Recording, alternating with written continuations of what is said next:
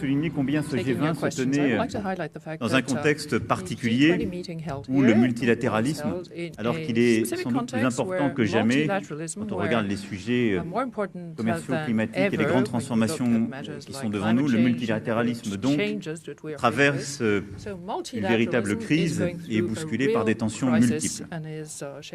À cet égard, ce G20 a permis des échanges intenses sur plusieurs sujets d'importance et a permis d'obtenir des résultats concrets. Sur le commerce, nous avons acté, comme j'en avais exprimé le souhait fin mai dernier à Paris à l'OCDE, un agenda de réforme de cette organisation en fixant une échéance pour le prochain G20 en juin au Japon, une méthode. Et les ministres de l'économie et des finances auront donc un travail intense à poursuivre dans les prochains mois. Nous pensons très profondément que cette modernisation de l'organisation mondiale du commerce est en effet absolument indispensable et que le travail à l'OCDE pour moderniser l'OMC fait partie justement des prochaines étapes indispensables pour améliorer notre multilatéralisme en la matière. Les travaux de ces derniers jours ont montré sa nécessité et il y a eu une véritable convergence sur ce point. Nous avons d'ailleurs confirmé un attachement unanime à un système multilatéral fondé sur des règles. Il a aussi un point important. Sur le climat, notre ligne rouge était le soutien des 19 membres, c'est-à-dire le G20 hors États-Unis d'Amérique, à l'accord de Paris. Nous l'avons, de même qu'un engagement à fixer des règles nouvelles lors de la COP24 qui commence dès demain à Katowice et la reconnaissance de l'alerte majeure que représente le récent rapport du GIEC. Sur le sujet du climat, là aussi, nous avons eu des discussions intenses. Aucun recul, justement, n'est advenu durant ce G20, ce qui était la crainte de beaucoup. Nous avons réussi à remobiliser fortement les initiatives, d'une part avec une déclaration plus explicite encore qu'il y a un an, sur en particulier le processus ministériel de fixation de nos objectifs et de rehaussement de nos objectifs. Ensuite, nous avons eu plusieurs discussions pour préparer justement la COP en Pologne, et je souhaite vivement que tous les Européens puissent affirmer le rehaussement de leurs engagements durant cette occasion. Et enfin, nous avons pu clarifier des éléments de financement avec le secrétaire général des Nations Unies et la Banque mondiale en la matière, en particulier à l'égard de quelques pays comme la Turquie, qui étaient très demandeurs de ce point, et c'était normal. Sur le climat, je souhaite aussi souligner deux sujets hors négociation du communiqué qui étaient à mes yeux importants. Nous avons signé, le ministre des Affaires étrangères, entre France, Chine et avec le secrétaire général des Nations Unies, ont signé un texte important réaffirmant notre engagement commun et fixant des lignes communes plus ambitieuses que celles qui existent sur le plan multilatéral, ce qui montre d'une part l'engagement chinois en la matière et le bon travail en franco-chinois que nous avions en particulier relancé en janvier dernier. D'autre part, nous avons tenu une réunion avec le Premier ministre de la Jamaïque et le secrétaire général des Nations Unies pour arrêter une méthode de travail puisque, vous savez, en septembre 2019 se tiendra à New York un nouveau sommet sur le climat à l'initiative du secrétaire général, et la Jamaïque et la France ont ensemble la responsabilité de la mobilisation des financements publics et privés. Et donc nous avons arrêté à la fois un calendrier et une méthode sur ce point. Sur le climat aussi, donc comme le commerce, je considère que ce G20 est au rendez-vous de nos attentes et que nous avons pu obtenir les avancées souhaitées. D'autres éléments qui étaient des priorités françaises ont été actés par tous. La priorité à l'éducation des jeunes filles dans nos politiques de développement. Vous le savez, c'est une priorité de l'agenda français. Et nous avons en début d'année à Dakar participé, en co-président avec le président Sall, justement au partenariat mondial pour l'éducation et à une nouvelle levée de fonds qui a permis d'avancer sur ce point. Deuxièmement, la reconstitution du Fonds mondial SIDA dont la France accueillera la conférence à Lyon en 2019 et qui fait partie là aussi d'un de nos engagements forts efforts en matière de santé. Le grand message de ce sommet, c'est aussi que l'Europe se fait entendre et fait entendre sa voix quand elle est ferme et unie. J'en ai fait solliciter avant le début de ce G20 une réunion de coordination avec l'ensemble des pays membres et invités européens et les institutions européennes pour que nous puissions préciser sur le commerce, le climat et plusieurs autres sujets des positions communes. C'est, je crois, un élément qui a permis à la fois de témoigner de notre crédibilité collective, de notre volonté d'avancer. Et je crois profondément que si l'Europe ne défend pas ses intérêts et ses valeurs ensemble, nos pays deviennent inaudibles. Et je crois très sincèrement que ces résultats que je viens d'évoquer ont aussi été permis grâce à l'unité européenne. C'est pour la première fois qu'un G20 s'est ouvert sur une telle coordination à notre initiative pour porter un message commun. Je considère que c'est extrêmement important. L'Europe doit porter aussi plus d'ambition en matière climatique comme en matière commerciale. Nous souhaitons aller plus loin. C'est pourquoi nous sommes moteurs sur le travail de modernisation de l'Organisation mondiale du commerce. C'est aussi pourquoi je souhaite que l'Union européenne monte son engagement à la hausse d'ici 2020 quant à sa contribution à l'accord de Paris.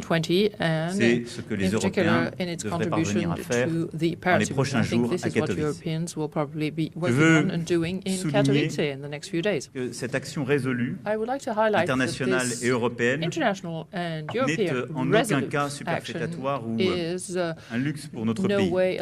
Elle est directement dans l'intérêt de la France et des Français. D'abord parce qu'elle contribue d'un agenda international que nous avons fixé où nous défendons à la fois nos intérêts et nos valeurs.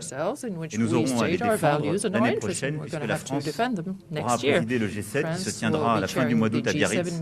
Et ce G20 a aussi permis une coordination avec nombre de nos partenaires, à la fois membres du G7 ou partenaires que nous souhaitons associer selon les formats à Biarritz. Elle a aussi permis une passation de témoins avec le Canada. Mais de manière très concrète, je peux ici vous dire que les avancées que nous avons obtenues en matière commerciale, ce sont des choses très concrètes, tangibles pour nos filières industrielles commerciales. Et quand je parle de commerce avec le président Macri, je défends l'ouverture des marchés, la protection de nos filières agricoles et ce qui est l'intérêt de notre économie. Quand je parle du climat avec le président chinois et le partenariat que j'évoquais, je défends évidemment l'accord de Paris, mais c'est le prolongement direct de notre ambition climatique et des transformations que la France opère pour elle-même.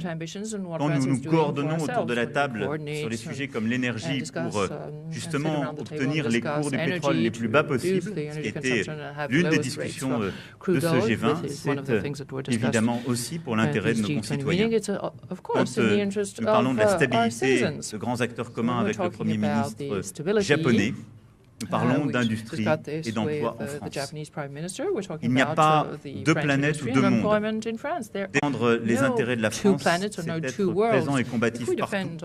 Et c'est ce combat concret des résultats que nous avons ici portés durant ces 2 jours de G20 et auparavant dans cette visite bilatérale et que je continuerai à porter avec la même clarté et le même engagement. Je voudrais, pour conclure, avoir 3 mots. D'abord, un mot de remerciement pour le président Macri, mot de remerciement et de félicitations, car non seulement il nous a formidablement accueillis, mais il a réussi à faire de ce G20 un véritable succès par son engagement et sa présidence. Un mot de condoléances pour le peuple américain suite au décès, à l'annonce du décès du président Bush. J'ai transmis mes condoléances personnelles et les condoléances de la nation française au président Trump, et je souhaite ici le faire aussi publiquement. Enfin, un dernier mot sur le contexte français, et parce que je ne répondrai, conformément à mes habitudes, à aucune question sur ce point. Ce qui s'est passé aujourd'hui à Paris n'a rien à voir avec l'expression pacifique d'une colère légitime. with a peaceful demonstration of a legitimate ne justifie que les forces de l'ordre soient attaquées, que des commerces soient pillés, que des bâtiments publics ou privés soient incendiés, que des passants ou des journalistes soient menacés, que l'Arc de Triomphe soit souillé. Les coupables de ces violences ne veulent pas de changement, ne veulent aucune amélioration, ils veulent le chaos.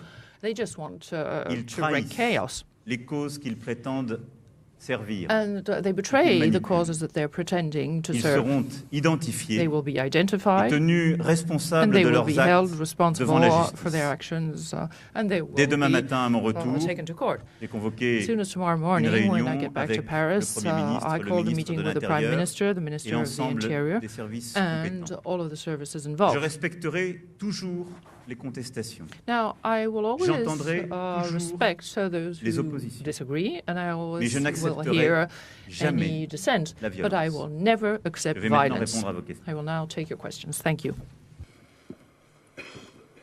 Bonjour Monsieur le Président, Mathieu Coache, BFM TV. Je vais quand même me permettre de vous President, poser une question from question BFM devant la communauté Television. française de Buenos Aires. Vous avez dit qu'il n'y aurait pas de at the meeting recul with de the votre politique. French people in Les Buenos Aires, you Français said you veulent would savoir not quelle step sera votre back réponse on pour mettre your fin à cette crise qui continue. policy. So the French Je people viens would like to know d'apporter la how you will réponse. answer this crisis.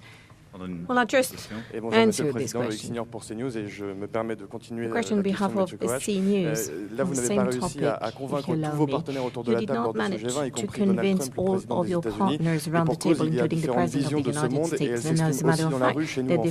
different Est-ce qu'il ne faut versions pas of quand this même word, apporter une réponse as we can politique? see Est-ce qu'il y in a une France réponse as well on the politique street. à ces Is there a contestations d'une political part answer de to these l'Atlantique et de l'autre en protests on France et aux both sides États-Unis? of Est-ce the que c'est pas Atlantic compliqué pour Ocean, vous aujourd'hui de sortir de cette here impasse in au niveau France, in the national United et States? international? Is it difficult Avec Donald Trump, to nous handle? avons véritablement obtenu un Together accord. with Donald Trump, Les we very États-Unis much d'Amérique found an agreement. ont The accepté United un States texte of America sur le has multilatéralisme approved a clair text on multilateralism, et a un clear multilatéralisme text, and respectant les a règles internationales.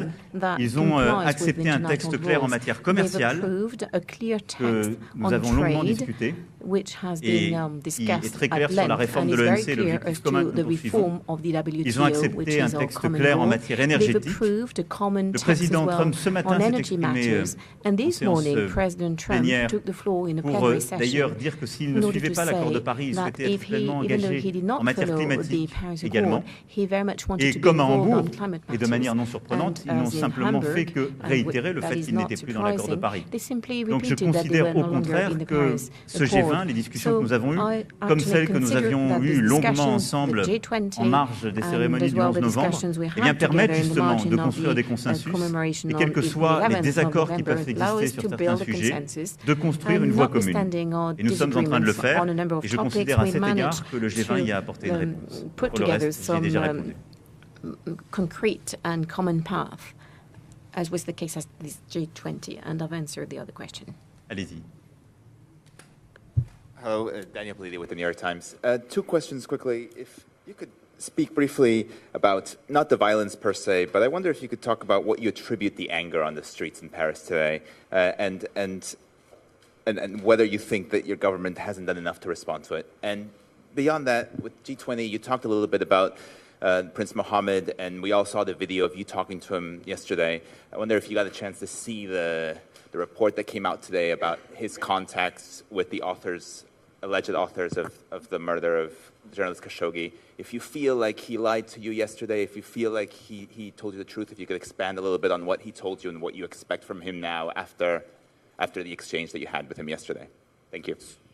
Sur la première question, j'ai eu l'occasion de m'exprimer en début de semaine en France sur le sujet plus en profondeur et expliquer quelles étaient à mes yeux les interprétations de cette crise. Et j'ai répondu sur l'autre partie au début de mon propos.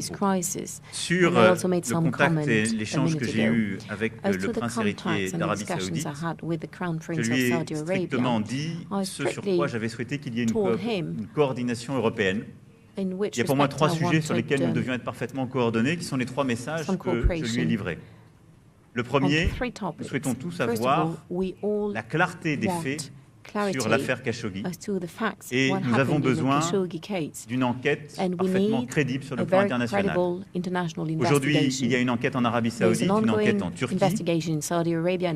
Notre souhait, c'est que le résultat de ces enquêtes ait toute crédibilité sur le plan international et donc qu'il y ait des mécanismes de coopération et de transparence qui permettent de l'élaborer. Il en a pris acte et je n'ai pas eu sur ce sujet d'autres réponses. Je n'en attendais pas à court terme sur le vif. Ensuite, sur la guerre au Yémen, j'ai réaffirmé notre volonté d'obtenir une issue politique dans les meilleurs délais de ce conflit. J'ai eu plusieurs fois l'occasion d'en discuter avec le prince héritier comme avec le prince héritier des Émirats arabes unis qui s'est rendu à Paris il y a quelques semaines. Je lui ai réaffirmé notre souhait d'aller dans cette direction, notre volonté aussi d'améliorer et de renforcer les actions humanitaires à l'égard de la population civile. Nous avons tenu en juin dernier une conférence sur ce sujet à Paris et je souhaite que nous puissions renforcer les actions européennes et les actions partenariales sur ce point. Il y en a là aussi pris acte, mais nous attendons des résultats concrets. Enfin, nous avons passé également un message très clair de coordination sur le plan international et de coopération sur le plan des cours pétroliers. Nous avons eu l'occasion d'avoir cette discussion en séance plénière. C'est une discussion qui se poursuit, mais les résultats en ce moment sont plutôt positifs. Presidente Macron, Douglas Javier León de Telefe Bahía Blanca, Argentina. Alors, por aquí. voilà. Douglas Hola. Javier. Sí. Sorry, I'm over here. I haven't seen you. I'm going to speak Spanish if you don't quería hacer mind. la consulta. So, Quería saber si después de este G20 I want to know whether after this G20 there were major possibilities of having an agreement between Mercosur and the European Union, and if you would try to persuade Bolsonaro to have such agreement. Alors, nous avons eu en début d'année avec le président Macri une discussion extrêmement franche et constructive sur le sujet du Mercosur. La France a des priorités, elle a des filières sur lesquelles elle souhaite que ses intérêts soient pris en compte. Et d'ailleurs, ces intérêts ont toujours été profondément défendus par la Commission européenne en charge de ces négociations, comme ils ont été respectés par nos partenaires, je pense en particulier au président argentin. Les derniers mois ont permis des avancées encore modestes, mais il est clair que l'élection du président Bolsonaro change cette donne. Il ne m'appartient pas ici de me prononcer sur ses intentions. C'est au président Bolsonaro, en temps voulu, de clarifier les choses. Je l'ai dit pour ma part, la France ne soutiendra pas d'accord avec des puissances qui ne respectent pas l'accord de Paris.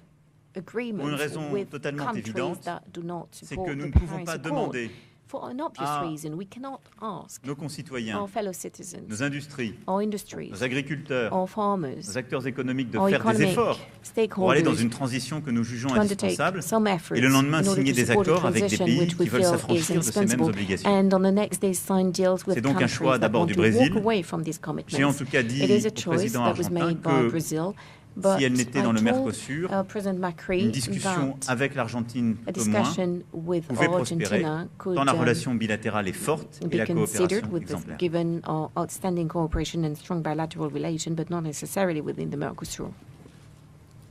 Bonjour Monsieur le Président, Fabrice Naudet-Langlois du Figaro. Est-ce que vous pouvez nous en dire un petit peu plus sur ce sujet qui intéresse les Français, mais pas seulement, sur le pétrole? Vous avez dit que vous aviez une discussion de coordination. Qu'est-ce que vous ont dit les grands producteurs que sont les États-Unis, la Russie, l'Arabie Saoudite? Est-ce qu'ils ont pris des engagements sur les quotas de production? Vous avez raison de dire que ça intéresse au premier chef nos concitoyens. Parce que c'est exactement ce que nous avons pour l'essentiel subi ces derniers mois, une augmentation forte des prix pétroliers. Ce dont nous avons besoin, c'est de maintenir des prix raisonnablement bas et de réduire la volatilité.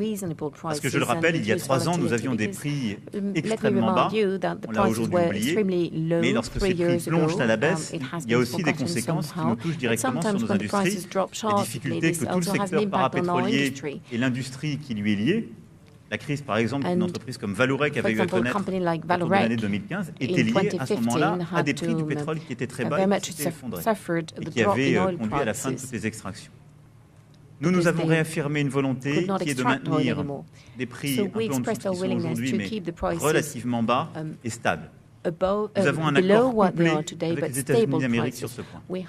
J'avais longuement échangé avec le président Trump le 11 novembre sur ce point. Nous l'avons réévoqué lors du dîner hier soir ensemble et c'est ce que nous avons ensemble défendu. Il est clair que d'autres pays aujourd'hui cherchaient une coordination à la hausse et j'espère que les échanges que nous avons eus en marge de ce G20, qui n'est pas un lieu, je dirais, officiel et une place de marché pour la fixation des cours, mais j'espère que la dynamique de discussion que nous avons eue et la clarté des propos et de l'engagement clair qui a été l'engagement le nôtre et l'engagement américain aura permis de passer des messages utiles. L'évolution de ces dernières semaines va en ce sens et est favorable, puisque nous avons observé une véritable baisse des cours et elle est en train de commencer à être répercutée à la pompe.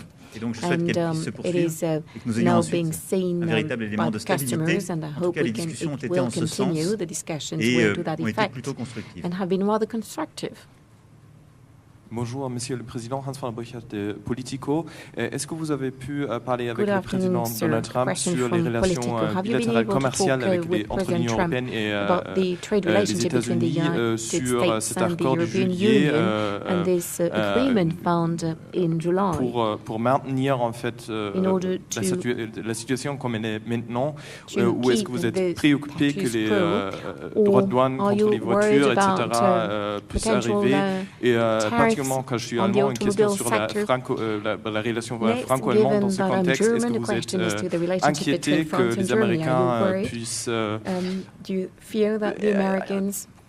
tenter de diviser l'Union européenne en disant qu'on va mettre soit des droits de douane contre les voitures allemandes ou soit attaquer le marché français ou demander d'inclure des produits agricoles dans les négociations avec les États-Unis. Merci.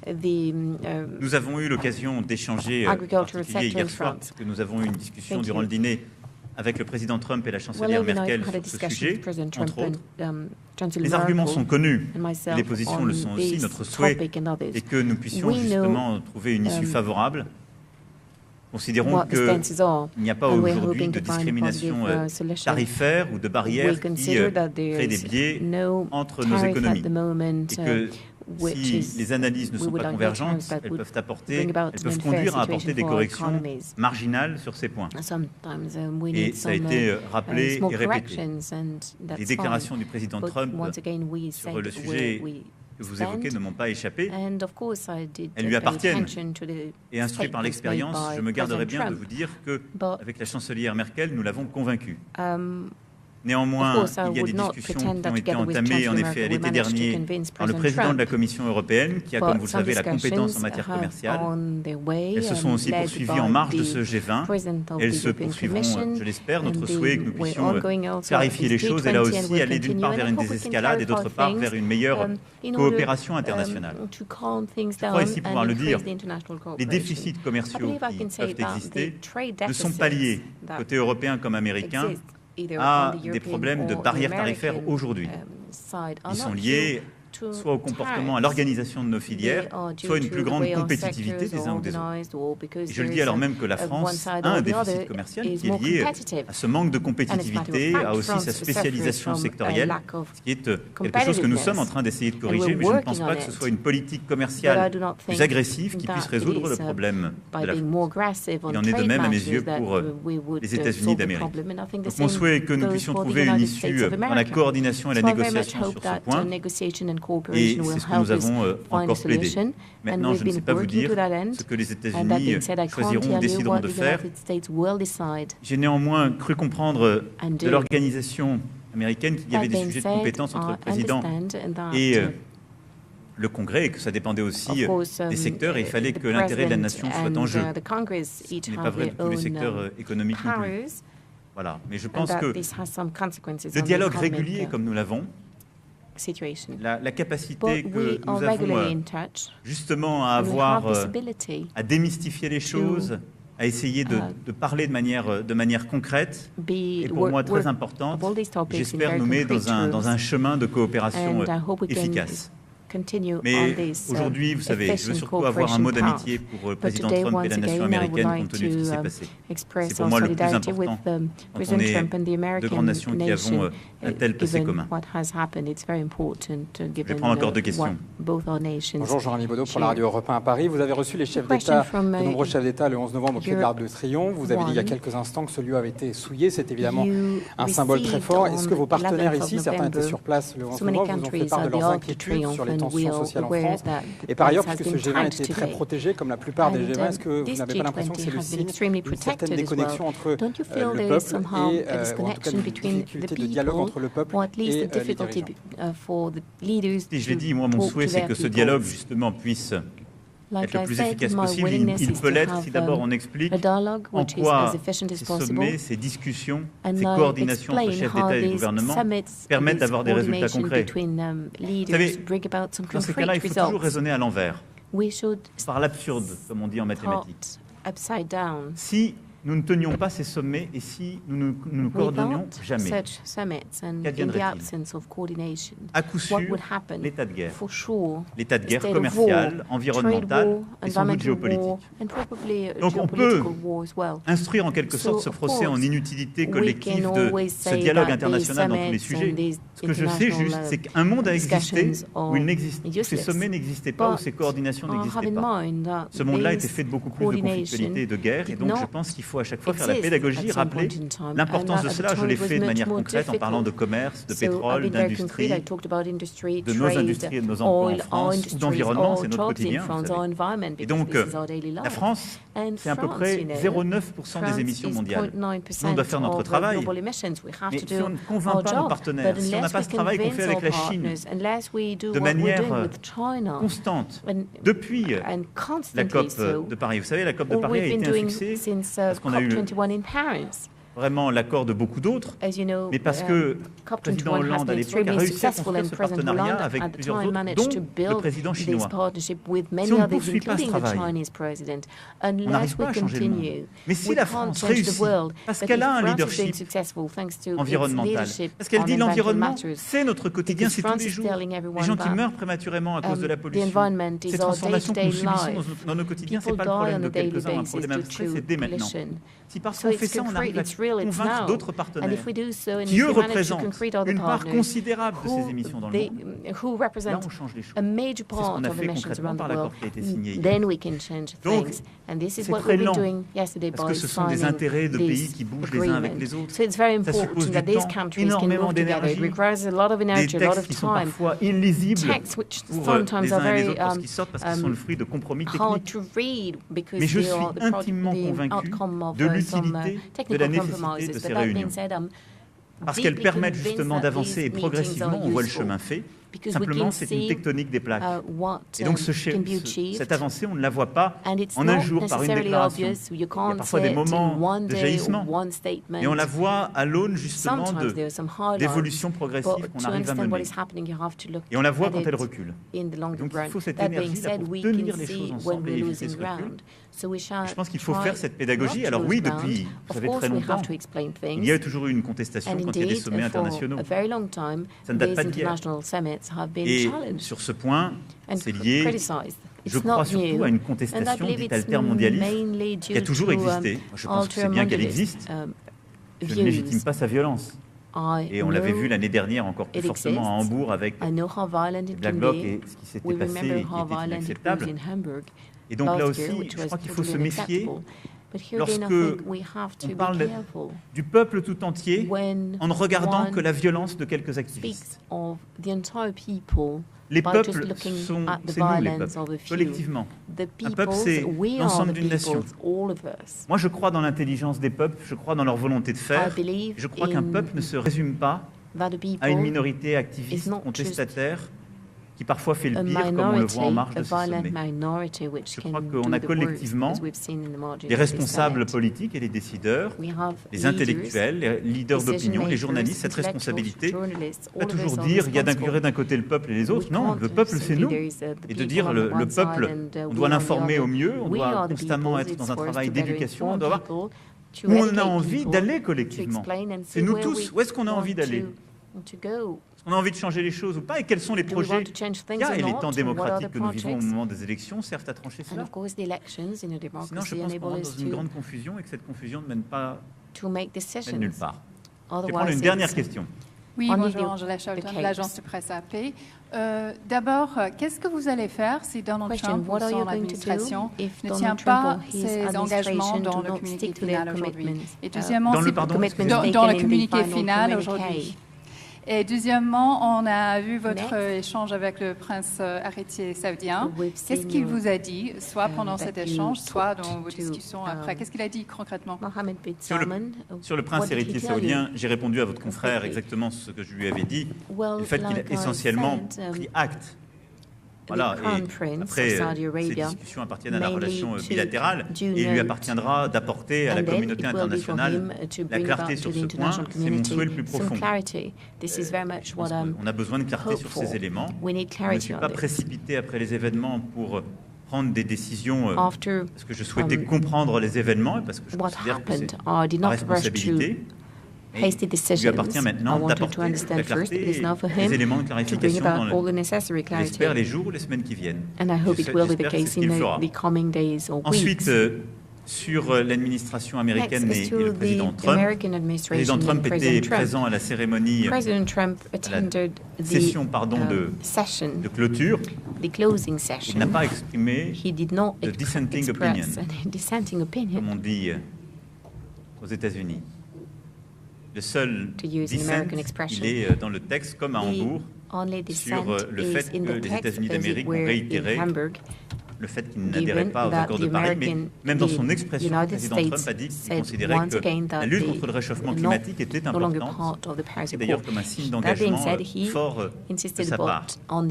Et donc je ne vais pas spéculer sur cela, je pense que son équipe a négocié, il est élu-même présent, et on va continuer à avancer ensemble sur ce point. Voilà. Très bien, mesdames, messieurs, je vous remercie en tout cas pour votre attention et je vous souhaite une bonne fin de journée. Merci à vous. All the best.